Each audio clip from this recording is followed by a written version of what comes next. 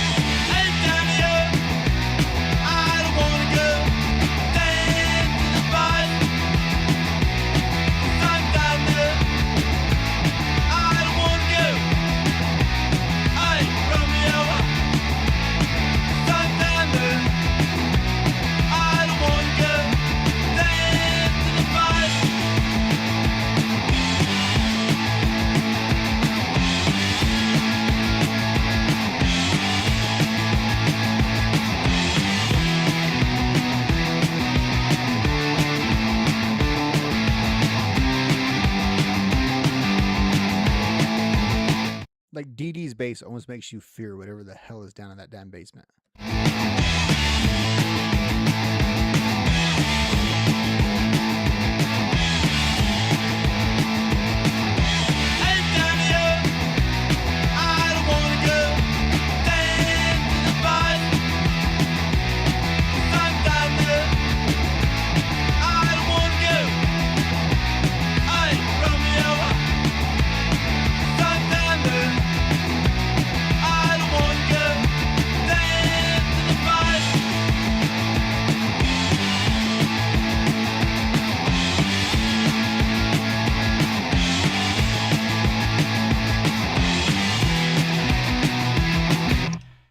Dee Dee never stopped on that song. Now, there's a lot of debate about what that song's about.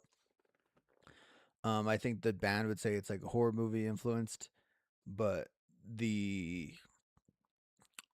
Debbie Harry of Blondie, I think, thinks it's about the restroom at CBGB's. All could be true.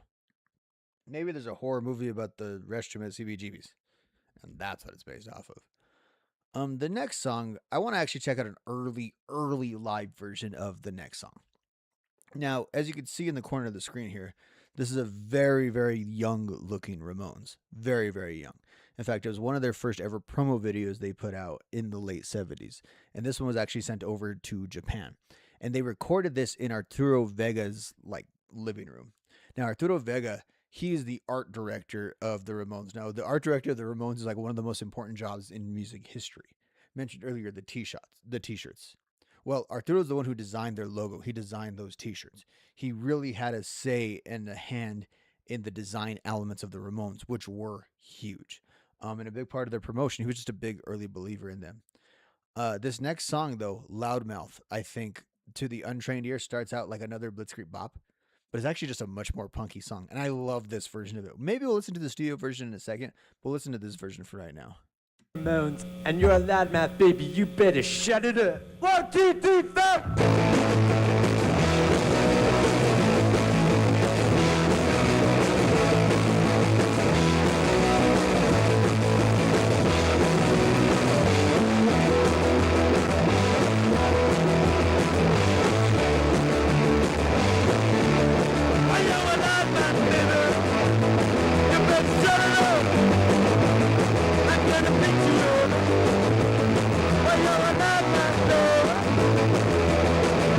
Sounds great, actually, but I wonder if it was all blowed out like that whenever they sent it in like the original.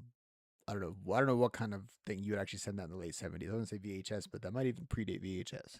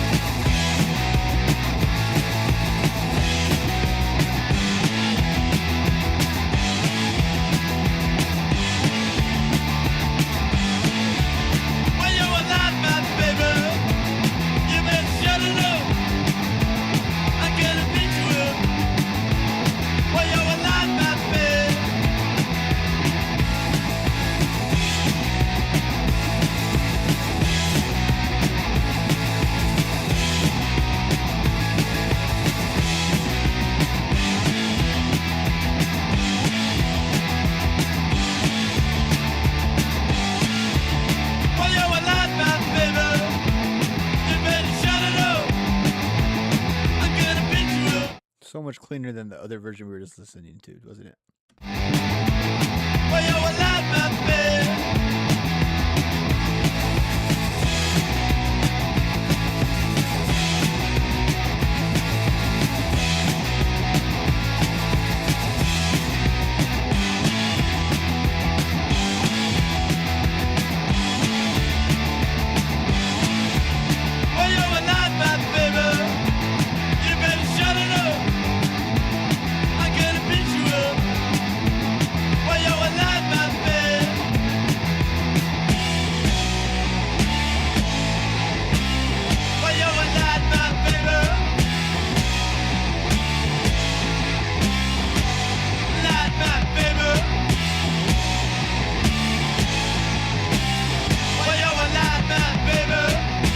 The song does have a pretty epic finish for a Ramones song.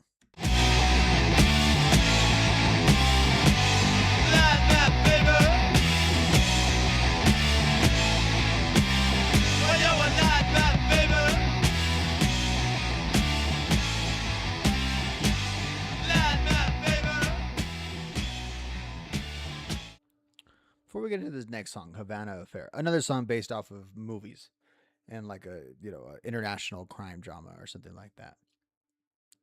Listen to the kick drum on the choruses.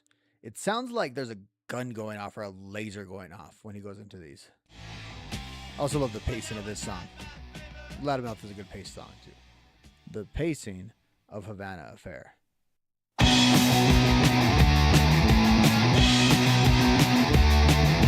BT boat on the way to better. I used to make a living one picking a banana. Now I'm a guy for the CIA, a red for the USA. Baby, baby, make me loco. Baby, baby, make me mambo. Not bad. City spot, only keep it telling true. First stop, I better go. I used to make a living one picking a banana. A red for Havana. Baby, baby, make me loco. Baby, baby, make me mambo.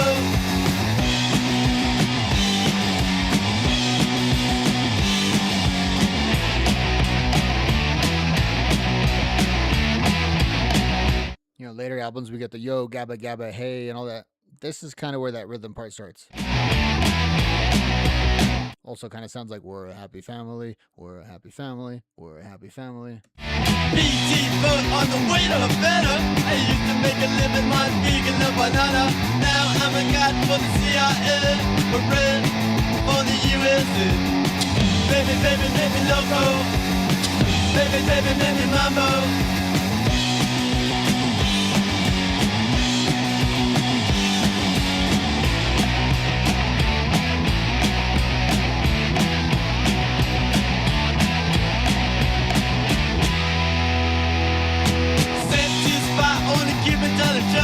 First stop, I better go. I used to make a living on vegan a banana, a red for Havana. Baby, baby, make me loco.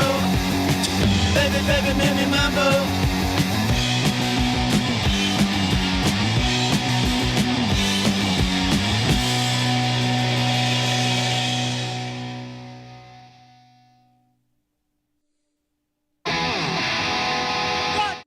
Listen to My Heart is about to come up, and it's a kind of an underrated song.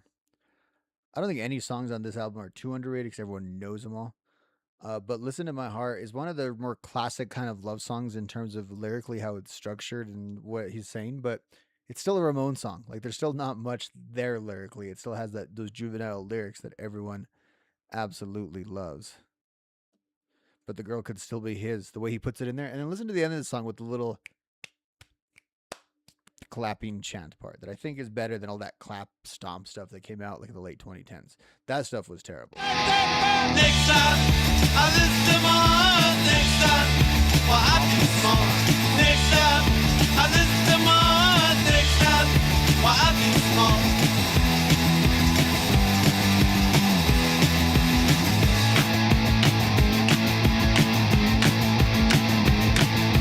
Next time, I listen to my heart. Next time, well, I feel smart. Next time, I listen to my heart. Next time, well, I feel smart. That girl could still be mine, but I'm tired of the hurt, I'm tired of trying, I'm tired of the pain, I'm tired of trying, I'm tired of crying. Next time. Again, when you hear a song like that, though, it's hard to think why they weren't these big hit makers in the 70s. Like that, absolutely all the parts of that song sound like a song that would have been even maybe on that K-Tail Records thing that they were spoofing earlier. I listen to my heart next time. Well, I feel small. Next time, I listen to my heart next time. Well, I feel small.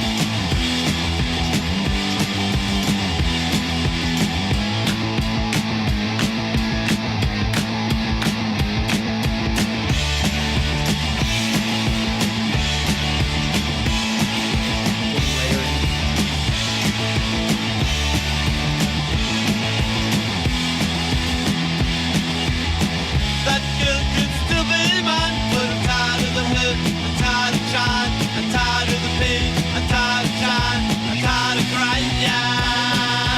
Next time, I listen to my heart. Next time, well, I feel small. Next time, I listen to my heart. Next time, well, I feel small. Next time, I listen to my heart. Next time, well, I feel small. Next time, I listen to my heart. Next time, well, I feel small. You can say that Ramon wrote dumb lyrics, or maybe they just wrote easy to understand lyrics, like next time I'll listen to my heart, next time I'll be smart. Like if you're giving a young kid advice, there's not a lot of better things you can tell them than to listen to their heart and to be smart. Like that's the two things you would tell them. So I think the Ramones are just trying to give good advice. Now, speaking of good advice, this next song is like extremely, extremely infamous. Probably the most infamous Ramones song there is. One that the origins aren't really debated, but some people get uncomfortable talking about. Now, there's one version that the Ramones put out of a narrative of what this song is about, and then there's this version. Let's see what the old Ramones doc had to say about this. Half of our album collection obsolete. Our music is just kind of part of. Right there, that was Daniel Ray, who actually contributed to a lot of later Ramones albums with some guitar parts, and he talks about how at first he put on this album that we're listening to. First, didn't get it, took it home, listened to it again, and then said the rest of his record collection was obsolete after hearing this album. What the Ramones are about. I mean, it's in part music, but then it's there's a lot of living in there. They were, in one way, as real could be. You could have been walking down on the corner of 53rd and 3rd and really seen Dee Dee Ramone, hustling. Now, some people will claim they did see Dee Dee Ramone at 53rd and 3rd hustling. Legs McNeil talks about it in his book. In fact, he's going to talk about it right here.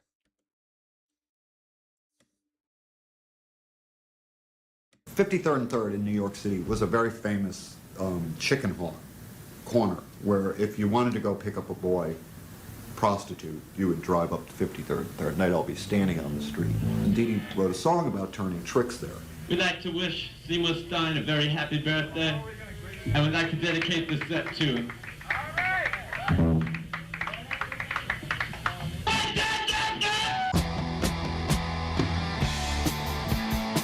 Let's just listen to the full studio version. Now you know what song I'm talking about.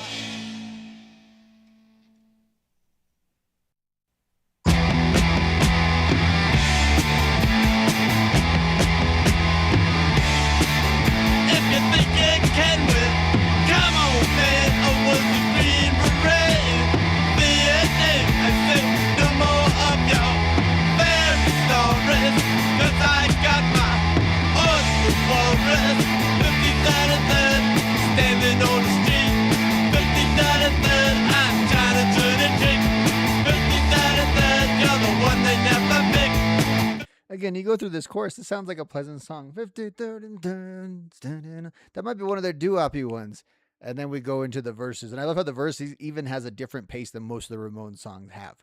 Most of the Ramones songs are like, this one's like, it's like these big bombs are kind of going off. And this song has a decidedly different tone than even the rest of the super serious themes on this album. Try to make you feel sick. If you think it can win, come on, man. I was the green beret in Vietnam. I said no more of your fairy stories, 'cause I got my own forest. 53rd and 3rd, standing on the street. 53rd and 3rd, I'm trying to turn a trick. 53rd and 3rd, you're the one they never pick. 53rd and 3rd, try to make you feel sick. Sing it, Dee Dee. Then I took out my razor blade. Then I even got the bait. Now the cops are after me, but I prove that I'm no disease. 53rd and 3rd, standing on the street. 53rd and 3rd, I'm trying to turn a trick. 53rd and 3rd, you're the one they never pick. 53rd and 3rd, try to make you feel sick.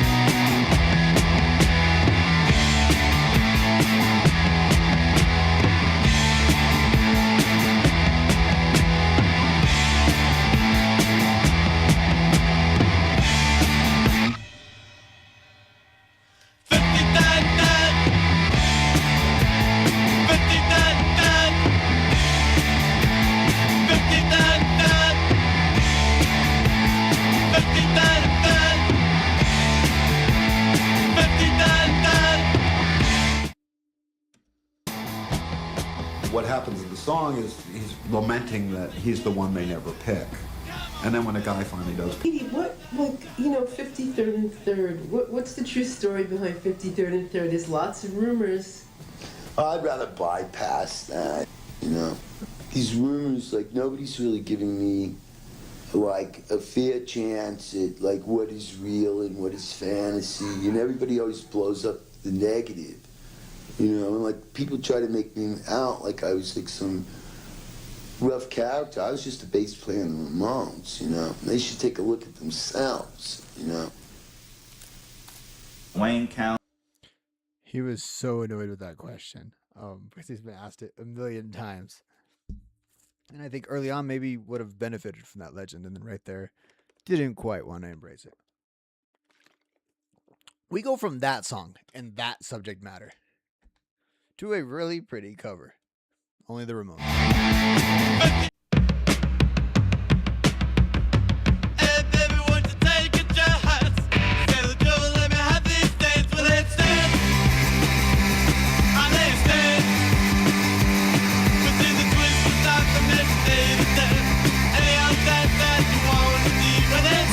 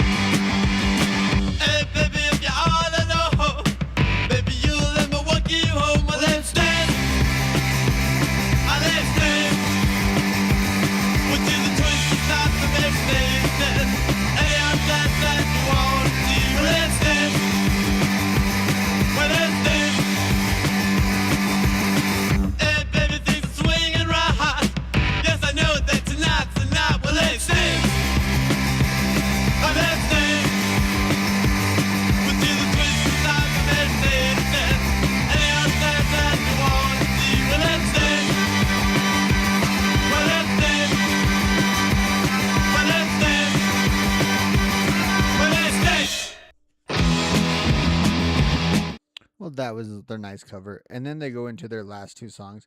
Now, they already had I Want to Sniff Some Glue, and let's see what else they got in here. They want to do.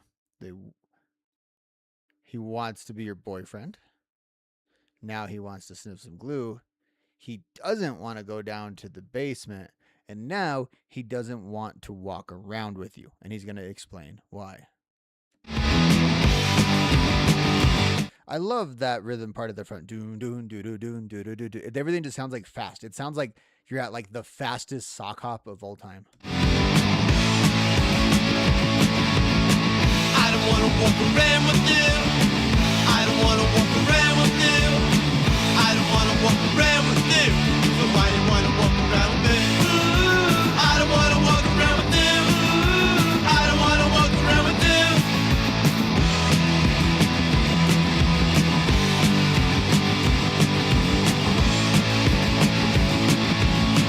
I don't wanna go out with you. I don't wanna walk around with you. I don't wanna walk around with you. Not only does he not want to walk around with you, he also doesn't want to go out with you. So his boundaries are like crystal clear. Why you wanna walk around with me? I don't wanna walk around with you. I don't wanna walk around with you. You think of the Descents. I don't want to grow up. I don't want to walk around with you.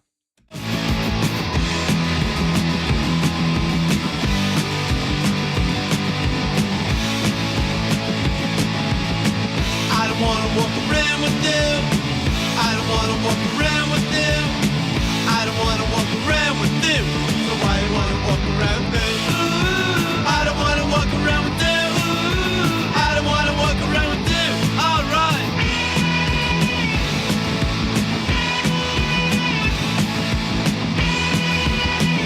I think the arrangement of the instruments and how they're layered is actually very interesting on this. I don't know if interesting is the right word. Like a music guy would be like, no, you're stupid. It's a Ramones song. There's nothing interesting about it. I just think in contrast to Ramones songs, it kind of sounds kind of cool. I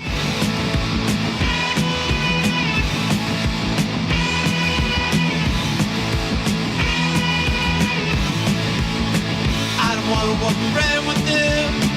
I don't wanna walk around with you. I don't wanna walk around with you. So why you wanna walk around me? I don't wanna walk around with you.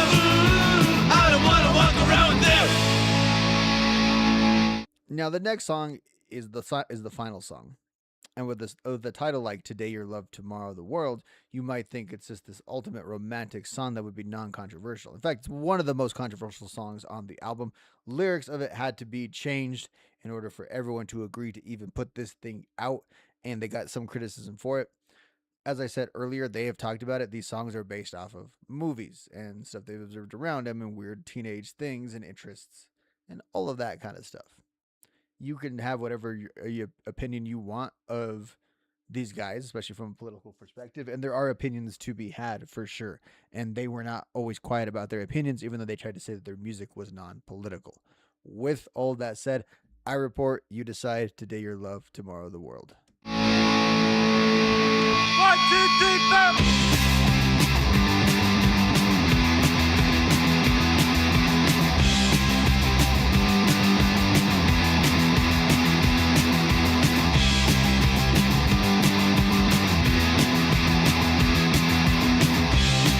Another song where Dee Dee's role in that pocket actually makes the song sound so much better because the Ramones are this wall of sound and everything, and then Dee Dee actually adds a little bit of the color and contrast, even though he's playing the same exact notes, but you can hear just something that stands out with a little bit of do do do do do do do.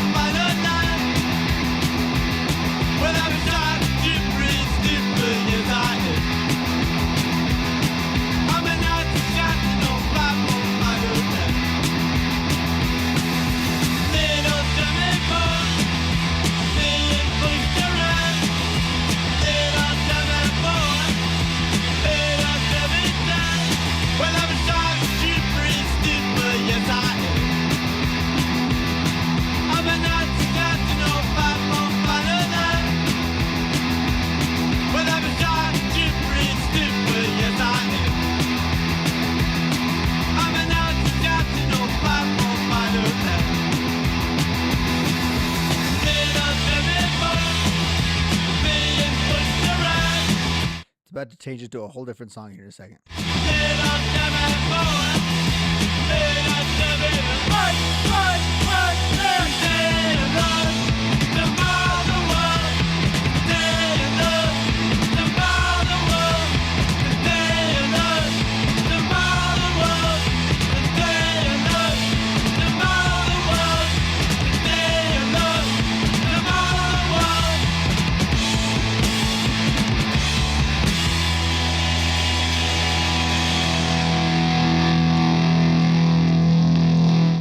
And just like that, 50 years ago, punk rock was essentially founded.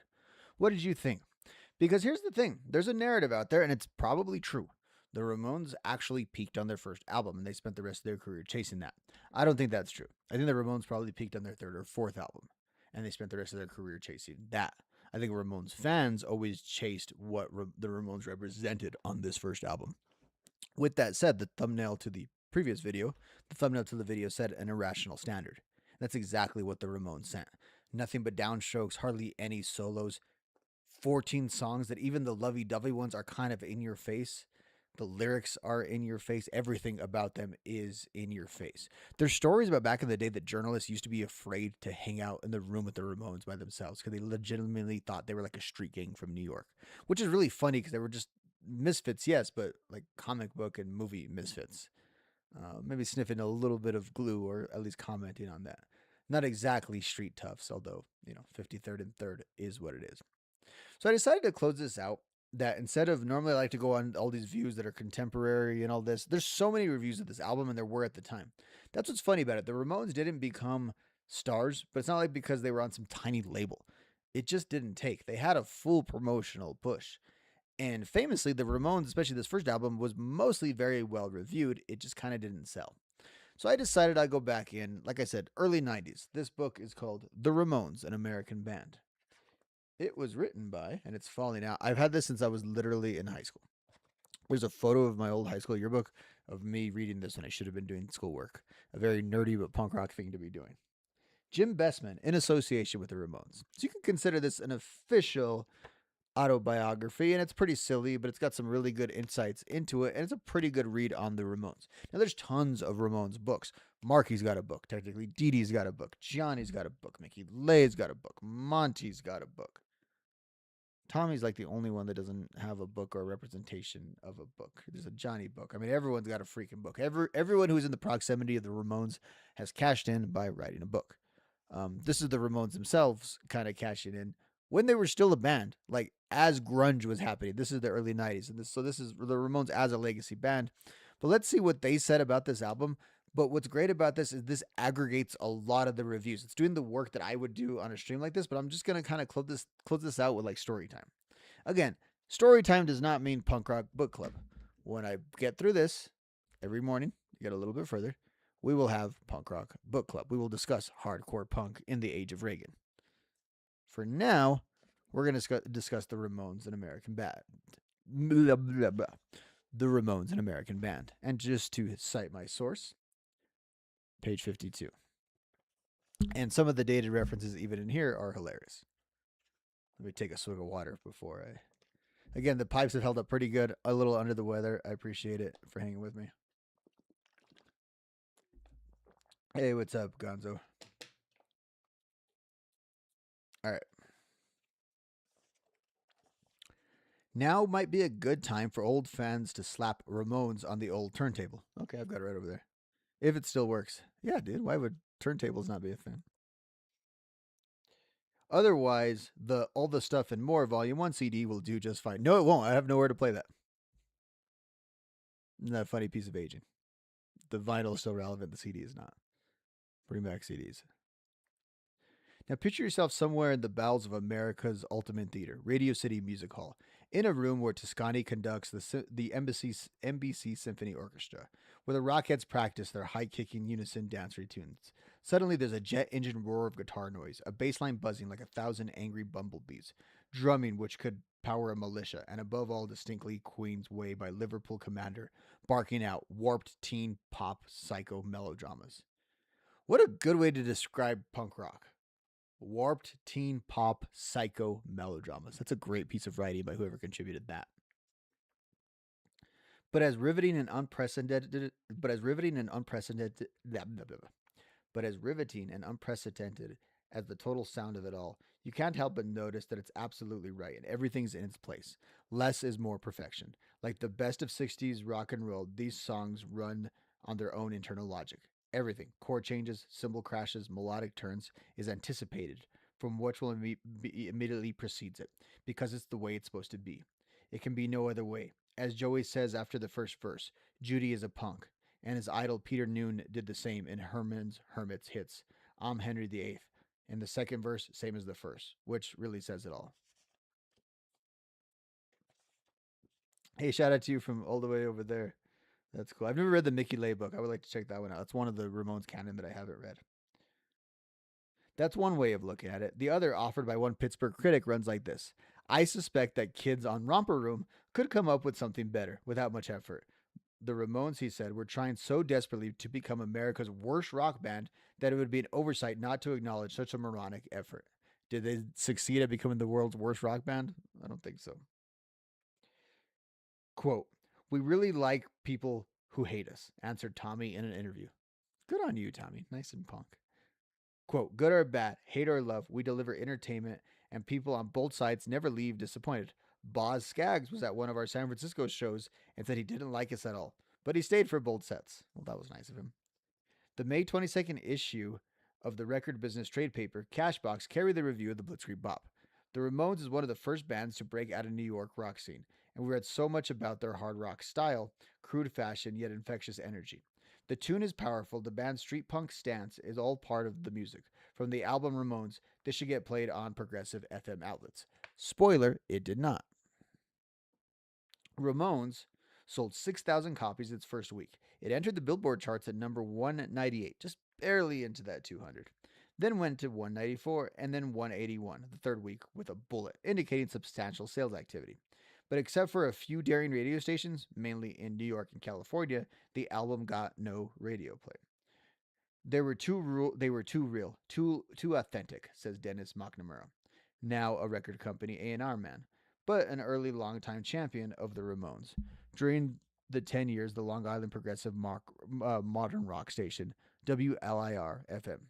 Quote, radio was still in the progressive underground area before alternative. The programming hierarchy felt the Ramones were too dangerous, or that their reputation was too dangerous, considering the kind of acts that were accepted by radio at the time. Rodney Bingenhammer, hey, I've heard of him, however, was far away from the traditional radio programming hierarchy, and the Ramones were from traditional radio program. Excuse me. Let me start that sentence over again. Rodney Bingenhammer, however, was as far away from the traditional radio programming hierarchy as the Ramones were from the traditional radio programming. Known as LA's Prince of Pop, Bingenhammer had a major rock scene maker status since the 60s. In 1976, he launched his Rodney on the Rock, the new wave 60s show on K-Rock FM, and the Ramones were his first guest. Now, I didn't know that. I've read that obviously before, but I didn't realize that the Ramones were Rodney on the Rock's first guest. If you think about the influence that Rodney on the Rock has had on punk rock, that is a really interesting starting point. Meanwhile, up in San Francisco, KASN FM future Sire Records general manager Howie Klein was starting up one of the country's first punk rock radio stations because of his first Ramones sighting. Klein had moved from the coast to New York, where he'd gone to college in Long Island and knew Danny Fields from booking the Doors. Danny Fields is their manager, by the way, in Stony Brook. Quote, I ran into him again in 1976, and he asked me to check out his band at CB's. I told him I really wasn't into rock anymore, thinking he had some kind of band like Journey or REO. But I ended up going anyway, and my whole life changed right then and there. I immediately went to San Francisco and started the radio show. Vin Selsla, one of New York's old hippie DJs, was the guy who played the so-called fringe bands at WNEW-FM the afternoon that the much ballyhooed local bands debuted came into the station. Selsla dropped everything and threw it on the air. He threw Blitzkrieg as a bop and Blitzkrieg. He lasted through Blitzkrieg Bop and Beat on the Brat, but halfway through Judy as a Punk, he had heard enough. I turned on the mic and said, what is this crap? What is this noise? Took the needle off the album and the turntable and flung it across the room. Selsla recalled the home video lifestyles of the Ramones, but the album was still intact. After taking it home and listening to it some more, he brought it back. A few days later, he recanted. I said I was totally and completely wrong about the Ramones. This is a great revolutionary rock band. Ira Robbins also experienced a dramatic change of heart. The Trouser Press editor remembers attending Sire publicist John Schott's ear-splitting album listening party at the label West 74th Street, Brownstone, and being completely knocked out by the Ramones. Quote, I hadn't had so much fun in ages. I'd seen so many of the New York underground groups, but in the studio they just didn't deliver. The adventure of their live shows would always be missing. The anything can happen weirdness. I mean, television's appeal was as a live band was watching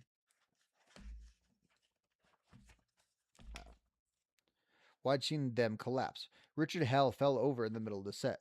Richard Lloyd broke 5 of his 6 guitar strings and kept playing because he didn't have another one. But the record was polished and well played. So it's not true.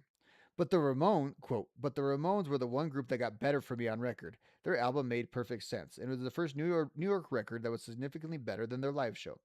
Live, everything was fragmented but blurred together. But when the album had such great production, everything came through. When Tommy hit the cymbal on Blitzkrieg Bop, it was a life-changing experience. It was the biggest cymbal ever recorded. It was like the setting off of a detonation, a torpedo hitting a ship. In Hit Parader, John Holstrom wrote, quote, their music is very basic, and you may not understand it at first listen. It may sound monotonous, but if you listen a few times, you'll find that its simplicity is tasteful and effective. Although they play rock and roll, it's not the 50s sound, and it's all at all. It's hard rock. It's overbearing, obnoxious. They play songs like early Beatles and Rolling Stones, but they're better than the Beatles and Stones.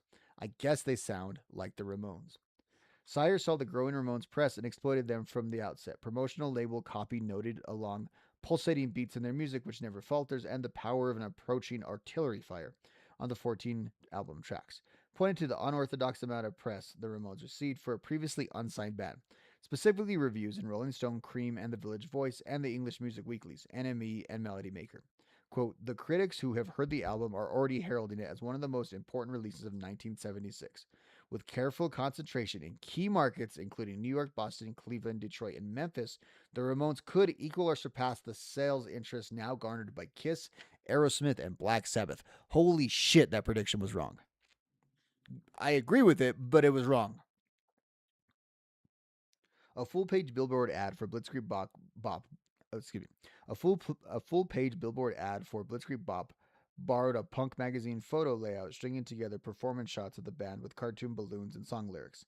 An album ad announced, "The Ramones are so punky, you're gonna have to react," and included quotes from reviews in Circus. Quote, "The Ramones are out to revive the excuse me. Quote, the Ramones are out to relive the roots of rock by mauling them." The Village Voice, Christgau. Quote, the last time I caught them, I walked home high. Hit Parade Holmstrom. This album is pure TNT. And NME, Charles Shaar Murray.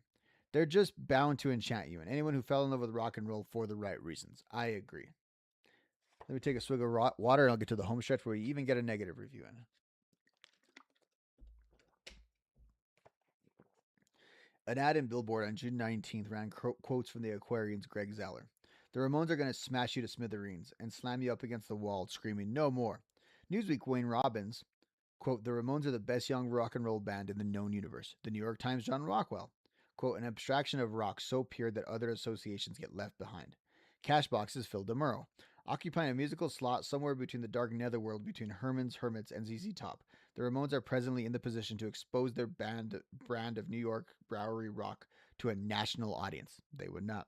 Walrus, their album defines their style, putting them in front of the ravers. They will lead all 15-year-olds into the scene. NME's Nick Kent, quote, the record possesses a direct threat to any vaguely sensitive woofer or any teenage tweeter logged in your hi-fi. The Voices, Christago. Hard, loud, and fast and tough. This is the most cleanly conceptualized New York rock show there is to see. Soho Weekly News' Kenneth Tucker, quote, I played it constantly when I first got it and still slap it for the energy rush. Circus's Ernest Longgrade, quote, the Ramones are the precise, relentless, rushing pulse. It's all adrenaline, chords, and terrific speed. The Ramones are out to relive the roots of rocks by mauling them. And Rutgers Daily Telegram, Bob Sennett, quote, punk with commercial potential. ... It's about time. At the bottom of the ad, Sire inserted a line, today New York, tomorrow our world.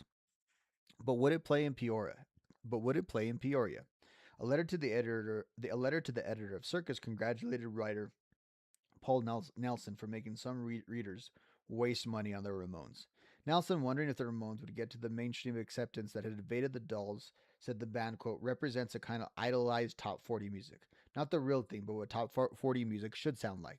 In other words, like 60s bands such as the Beatles and the Beach Boys. Though in the same issue, Georgia Christigo duly noted the Ramones songs weren't about holding hands or driving cars, it's about not liking girls and getting into fights. Quote, the way Nelson raves about the Ramones, you'd think they were another Aerosmith or Zeppelin. Unquote. The reader protested. Quote, if he thinks that the guitar smashing the same chord for an hour with lyrics that my baby sister could write, and a singer who sounds as if he woke up with some new disease on the vocal cords is rock and roll, he should be banned from writing. Unquote.